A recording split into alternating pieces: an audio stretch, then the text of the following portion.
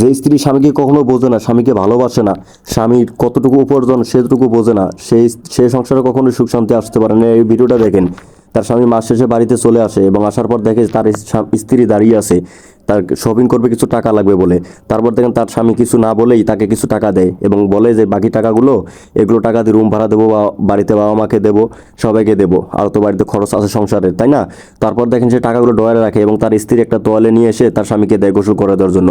এবং সে যখনই গোসল করতে যায় তখনই তার স্ত্রী এখানে চলে আসে এবং ড্রয়ারটা খোলে এবং স্বামীকে না জানিয়ে স্বামীর টাকা সব, যেগুলো টাকা রাখছে সব টাকা এখান থেকেই দেখেন স্বামীকে না জানিয়ে নেয়। নেওয়ার পর যে শপিং করতে যাবে, এদিকে স্বামীর যে 12টা বাজবে সেটা আর বোঝে না। যে মেয়ের সংসারই বোঝে না, সেই সংসারে কখনোই শান্তি আসবে না ভাই, আমি বলতাছি। তাই বলছি মেয়েরা অবশ্যই স্বামীকে বুঝবেন। তারপর দেখেন ভাই গোসল করে আসার পর সে ড্রয়ার খুলে দেখে তার মানি ব্যাগে 1 টাকাও নেই।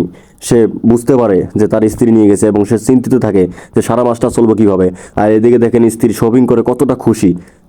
আর এদিকে দেখেন স্ত্রী তারপর শপিং নিয়ে আসে এবং ব্যাগে কিনে কয়টা ব্যাগ কিনে, এটাই দেখেন যে কয়েকটা ব্যাগ কিনে নিয়ে আসছে। এদিকে সংসার চলে না স্বামীর, আর এদিকে স্ত্রী ব্যাগ কিনে নিয়ে আসছে। কি আর বলো ভাই, তাই বলছি ভাই, আপুদেরকে বলতেছি অবশ্যই স্বামীকে বোঝার চেষ্টা করবেন এবং স্বামীর যতটুকু উপার্জন ওই অনুযায়ী খরচ করার চেষ্টা করবেন। ভিডিওটা ভালো লাগলে অবশ্যই লাইক, কমেন্ট, শেয়ার এবং চ্যানেলটা সাবস্ক্রাইব করে দিবেন।